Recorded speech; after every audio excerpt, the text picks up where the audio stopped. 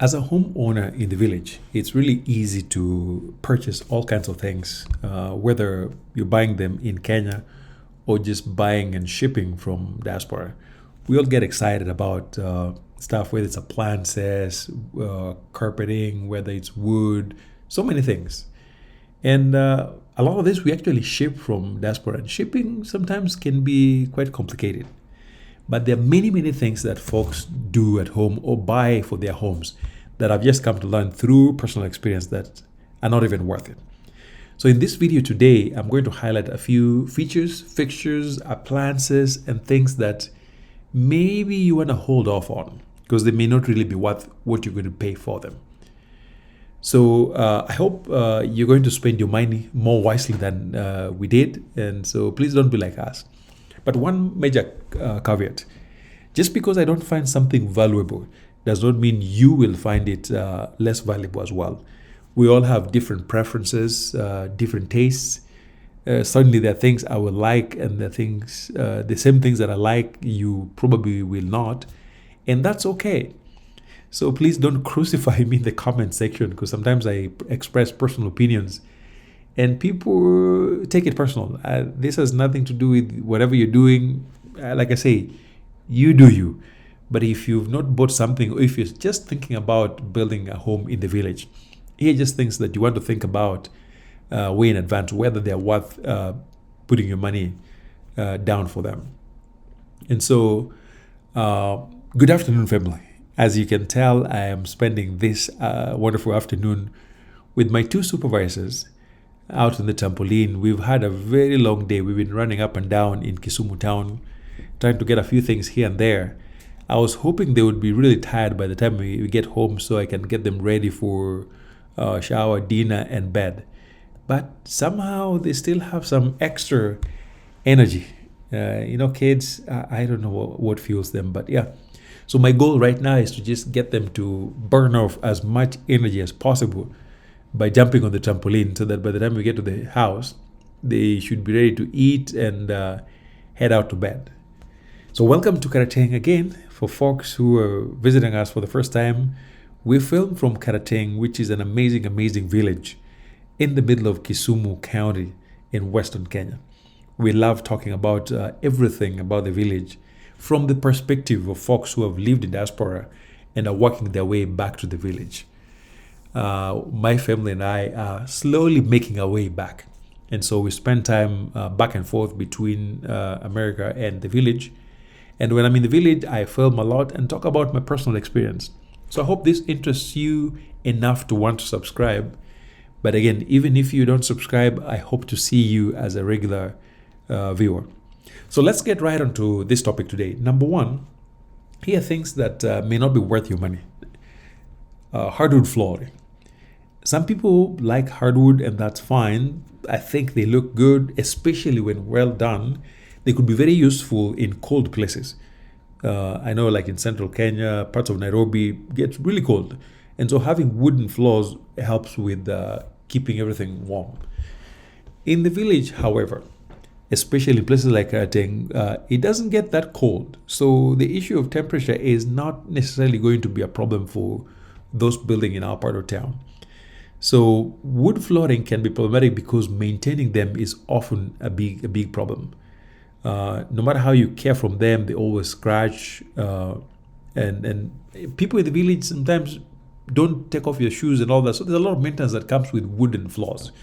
And so if you have an alternative, I recommend try something else, especially if you're not in a cold place. Try something like tiles, vinyl, or other forms of synthetic materials. Because wood also is very susceptible to water damage, termites, and things like that. So if you don't live in a cold place, it probably may not be worth the much that it's going to cost you to actually install wood in your floors. The second thing to be wary of is marble floors. They look really beautiful, very beautiful, but they stain so easily. For instance, in Karateng, we have this red soil that sticks to tiles and marbles so firmly that even after a while, they start discoloring your marbles. So keeping your marbles clean and unstained can be really a pain in the butt.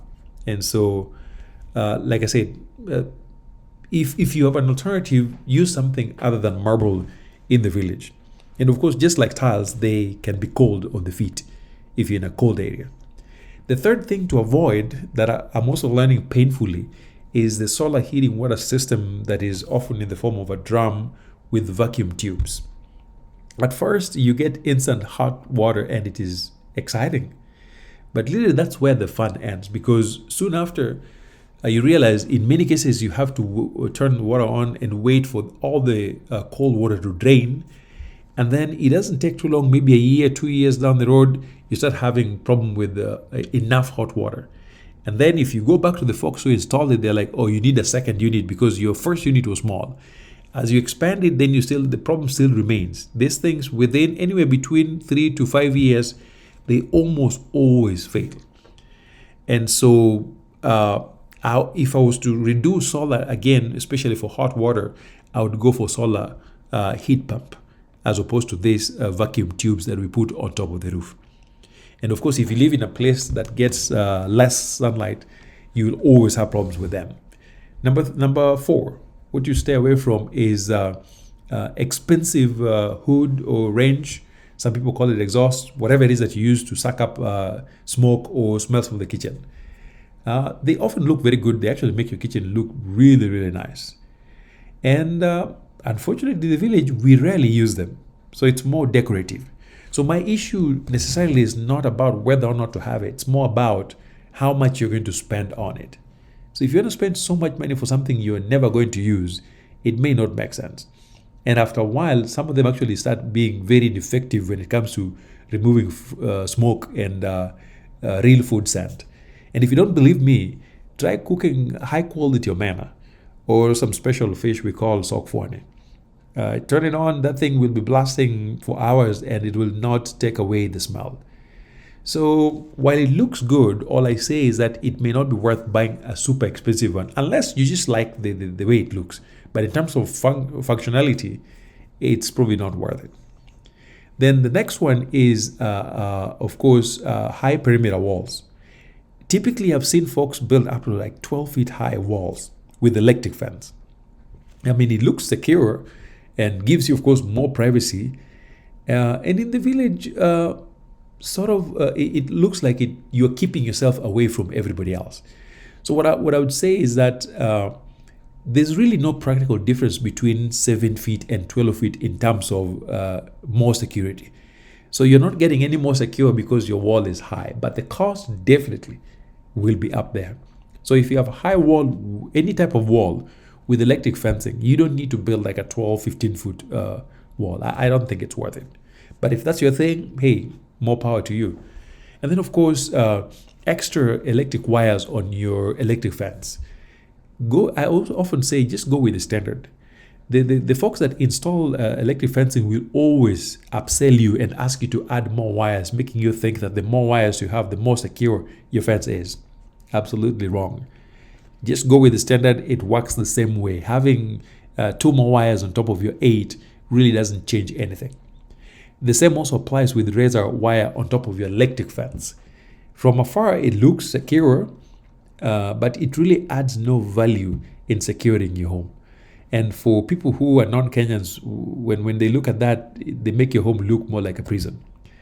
So again, for me, this is a matter of personal preference. If you like it, fine, put it. But I know for sure adding that extra razor wire does not make your home any more secure. And then, of course, the jetted bathtub. Those things are really expensive. And like us, we have one that I don't think has been used more than twice. So you can imagine spending 300,000, sometimes anywhere up to 500,000 shillings for something that you will use once every 4 years or almost never use. It may look good, but I don't think it was worth the money that we put down. Next, extra solar panels. The folks who install solar materials will always ask you to put in more because many people don't know.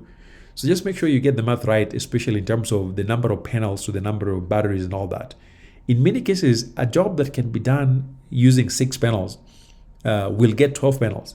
So you have 6 extra panels that absolutely add no value to your work. So just be sure you're getting the right number of panels.